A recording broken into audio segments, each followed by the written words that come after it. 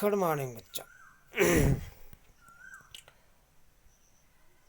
आज मैं वीडियो लेकर आया हूँ 8 क्लास का हिस्ट्री का चैप्टर 2। इसमें कि हम बैटल ऑफ प्लासी के बारे में पढ़े थे। आज अब पढ़ेंगे उस चैप्टर में कंपनी ऑफिसर्स बिकम नबोब्स।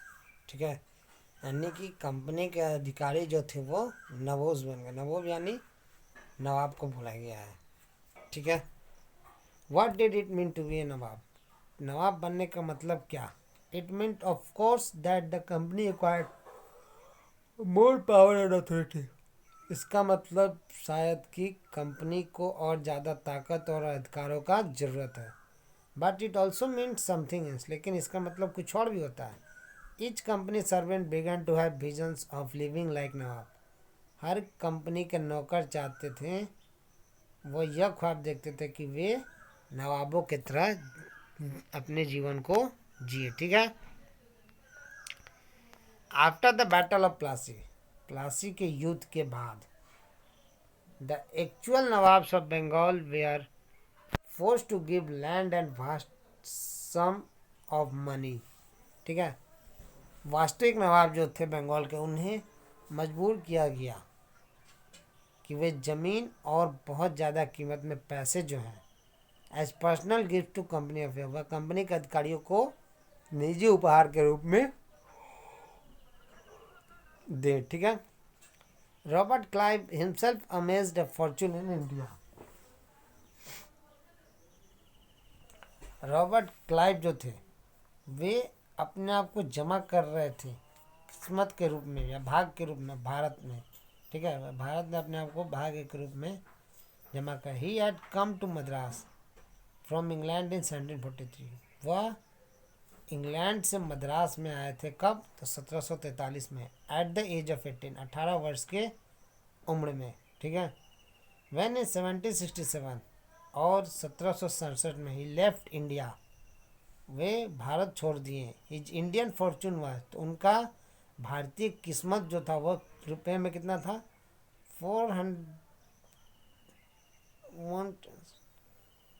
4,01,102, यानी कि ये इंग्लैंड का करेंसी, इस हिसाब से उसके पैसे इतने पास उसके थे। ठीक है, इंटरेस्टिंगली और रुचिपूर्वक, when he was appointed governor Bengal in 1764, और जब 1764 में उसे बंगाल का राज्यपाल नियुक्त किया गया, he was asked to remove corruption in company administration. उससे कहा गया कि कंपनी के प्रशासन से भ्रष्टाचार को हटा दे।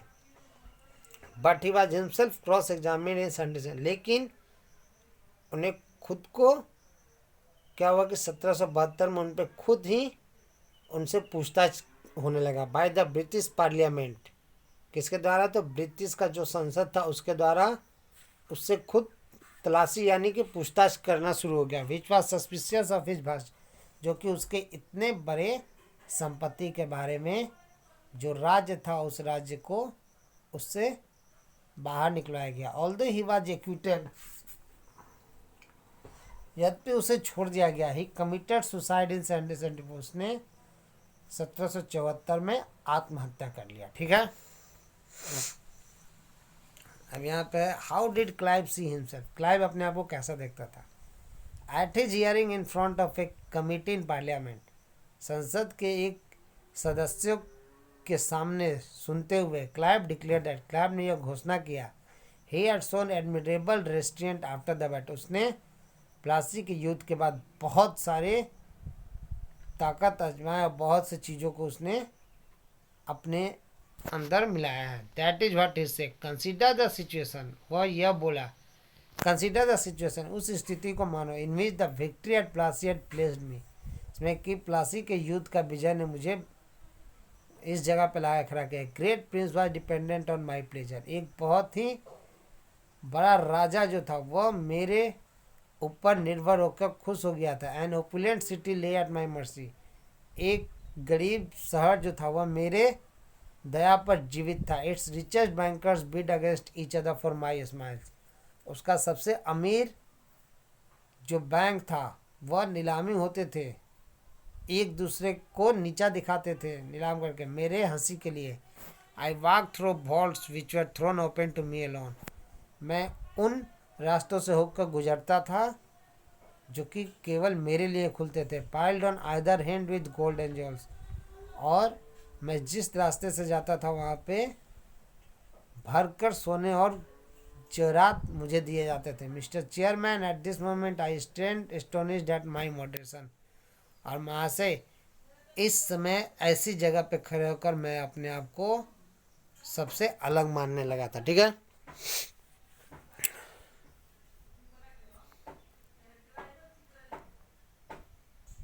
However, not all company officials succeeded in making money like it. यद्यपि जितने भी कंपनी के अधिकारी थे वे लोग क्लाइव के जैसा पैसा बनाने में सफल नहीं हो पाए। Many died an early death in India due to disease. बहुत सारे भारत में बीमारियों के कारण पहले ही मृत्यु को प्राप्त हो गए। एंड वार, और युद्ध में वे मृत हो गए। And it would not be right to regard all of them as corrupt India. और यह किसी को अधिकार नहीं देता है कि जितने भी बीमारी या युद्ध के कारण मरे उन्हें भ्रष्ट और उन्हें बेईमान बोला जाए। Many of them came from humble background. बहुत सारे तो वफादार पृष्ठभूमि से आए हुए थे। And their uppermost desire was to earn enough. और उनका ऊपरी इच्छा यह था कि वह भारत में बहुत ज़्यादा पैसा कमाए। रिटर्न टू ब्रिटेन, ब्रिटेन वापस चले जाएं। लीड अ कंफर्ट, और एक आरामदायक जीवन जी सके। Those who managed to return with wealth led flashy lives and flaunted their riches. और जो प्रबंध कर ले वहाँ से वापस आने का, वे अपने संपत्ति का चमक और दिखावे जैसा अमीरों की तरह वह दिखने लगे और अपना जीवन जीने लगे। दे वर कॉल्ड नवाब्स, उन्हें नवाब्स बोला गया। And anglicised version of the Indian word nawab, यानी कि नवाब जो कि भारतीय शब्द नवाब था उसका अंग्रेजी वर्सन था नवाब्स। ठीक है। They were often seen as upstarts, उन्हें हमेशा एक शुरुआत के रूप में देखा जाता था। एंड सोशल क्लाइंबर, और सामाजिक चढ़ाई करने वाले इन ब्रिटिश सोसाइटी, अंग्रेज समाज में। एंड वे रिडिक्यूल्ड, और उनका उपहास उड़ाया जाता था। रिडिक्यूल्ड यानी उपहास, मजाक उड़ाना। और मेड फन ऑफ, या फिर उनका मजाक नाटक के रूप में। इन प्लेज एंड कार्टून्स, उन्हें नाटक और कार्टूनों के जोकर के रूप में उनका दिखावा किया जाता था। ठीक है। अब एक कंपनी रूल एक्सपेंड्स, कंपनी का जो कानून था वह बढ़ने लगा। If analyse the process of annexation of Indian states, अगर हम भारतीय राज्य के मिलाकर उनका प्रक्रिया का विश्लेषण करें, उन्हें तोड़ते चले धीरे धीरे। By the east India company from 1757, जो कि अंग्रेज के द्वारा 1757 से 1857 तक, ठीक है, यानी कि इन 100 सालों में, 100 वर्षों में जितने भी चीज़ें हुई है, घटनाएं, उसको अगर हम तोड़ना शुरू करें सर्टेन की एस्पेक्ट से, तो कुछ महत्वपूर्ण पहलुएं उभर कर सामने आएंगे। The company rarely launched A direct military attack on an unknown territory. Company किसी तरह से प्रबंध कर चुका था एक सीधा सैनिक आक्रमण का एक अनजान प्रदेश के ऊपर। Instead it used A variety of political, economic and diplomatic method. वह भिन्न भिन्न प्रकार के राजनीतिक, आर्थिक तरीकों का प्रयोग न कर टू एक्सटेंड इट्स इन्फ्लुएंस, अपना बढ़ावा बढ़ाने के लिए, before annexing an Indian kingdom, एक भारतीय साम्राज्य को सबसे पहले उसने मिलाने का काम किया, न कि राजनीतिक और आर्थिक और तकनीकी तरीके पर वो उसे तोड़ना चाहता था। उसने पहले भारतीय साम्राज्य को मिलाने की कोशिश की।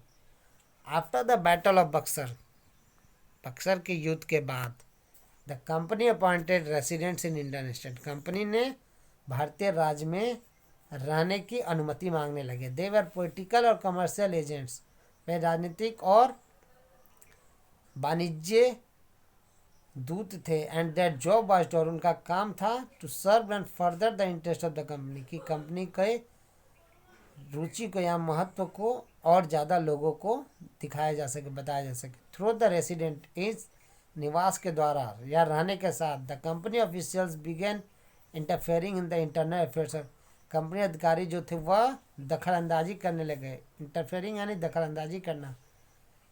भारतीय राज्य के अंदरूनी मामले में कंपनी के अधिकारियों ने दखल अंदाजी शुरू कर दिया। They try to decide who was to be the successor to the throne. वे ये कोशिश कर रहे थे जानने का कि गद्दी का थ्रोन यानी गद्दी या सिंहासन जो है, सक्सेसर यानी उत्तराधिकारी, इस सिंहासन का उत्तराधिकारी कौन होगा। And who was to be appointed in administrative, और किसे प्रशासन का जो पद है वह दिया जाएगा या उसका सिंहासन किसे दिया। Sometimes the company force the state into A subsidiary alliance. कभी कभार कंपनी क्या करता था, राज्य को सहायक संघ के रूप में भी तोड़ने पर मजबूर करता था। ठीक है, according to the terms of this alliance. और अलायंस यानी कि इस संगठन के शब्द के अनुसार Indian rulers were not allowed to have their independent arm force. भारतीय शासकों को अनुमति नहीं था कि वह अपना स्वयं का हथियार बंद सैनिक रख सके। They were to be protected by the company. उन्हें कंपनी के द्वारा सुरक्षा मिलेगा, but had to pay for the subsidiary forces. लेकिन उसे सहायक सैनिकों के लिए कर देना पड़ेगा। That the company was suppose to maintain for the purpose of this protection. जिससे कि कंपनी ने प्रबंध किया था इस सुरक्षा के उद्देश्य से। मतलब कि न तो भारतीय शासक अपना खुद का हथियारबंद सैनिक रख सकते हैं, उन्हें कंपनी सुरक्षा दे, लेकिन कंपनी के द्वारा दिए गए सुरक्षा के लिए उन्हें कीमत अदा करना पड़ेगा। ठीक है, if the Indian rulers fail to make the payment.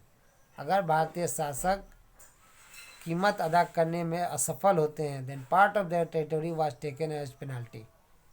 तो उनके प्रदेश का एक भाग जो है वह दंड के रूप में उनसे छीन लिया जाएगा। For example, when Richard Wellesley was governor. अगर उदाहरण के रूप में जब रिचर्ड वेलेस्ली राज्यपाल था, the nawab of Awadh was forced to give over half of his territory.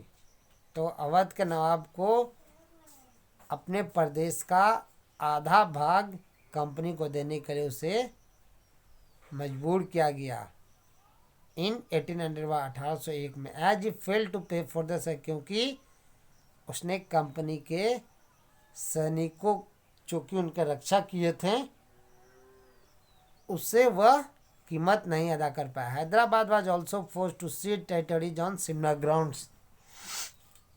और हैदराबाद के जो सैनिक थे, ठीक है, जहाँ पे अंग्रेजों ने हैदराबाद में जो भी राजा थे उसका जो रक्षा किए थे, उन्हें भी इसी समान पृष्ठभूमि के अनुसार अपना जमीन अंग्रेजों को सौंपना पड़ा। ठीक है, what power did the resident है। जो निवासी थे उनके पास ताकत क्या था। दिस इज व्हाट जेम्स मिल, यह जो कि James mill the famous economist and political philosopher, यानी कि स्कॉटलैंड के प्रसिद्ध आर्थिक राजनीतिक दार्शनिक जो थे, wrote about the residents appointed by the company. उन्होंने कंपनी के द्वारा जो निवास नियुक्त किया गया था उसके बारे में लिखते हैं। वी प्लेस ए रेसिडेंट, हम एक निवास स्थापित करते, who really is king of the country, जो कि वास्तव में इस देश का राजा था। Whatever injunctions of non interference, जो कुछ भी उनके आज्ञा का नहीं मानता था, ही में एक टेंडर, तो उसके ऊपर कार्रवाई होता था। As long as the prince acts in perfect subservience. Subservience यानी चापलूसी। जितने लंबे समय तक प्रिंस अभिनय करता था चापलूसी बताने में, and does what is agreeable to the resident, और जो भी वह निवासियों के लिए करता था उस पर निवासी राजी हो जाते थे। That is to the British government, अंग्रेज सरकार के लिए। थिंग्स गो ऑन क्वाइटली, चीज़ें अपने आप शांत रूप से चलता था। They are manage without the resident appearing, वे प्रबंध करते थे बिना किसी निवास की उपस्थिति का। Much in the administration of affairs, किसी भी मुद्दे के प्रशासन में वे उपस्थित नहीं होते थे, लेकिन वे अपने बातें लोगों तक पहुंचा दे। But when anything of a different nature happen, लेकिन जब कोई भी चीज़ भिन्न भिन्न प्रकृति का घटित होता था, the moment the prince takes a course, उसी समय राजा बीच में बोलते थे, which the British government think wrong, से कि अंग्रेज सरकार को लगता था कि यह गलत है। देन कम्स क्रैशिंग, और तब आता था कि यह इनसे टक्कर ले रहे हैं और इन्हें रुकावट प्रदान कर रहे हैं। ठीक है।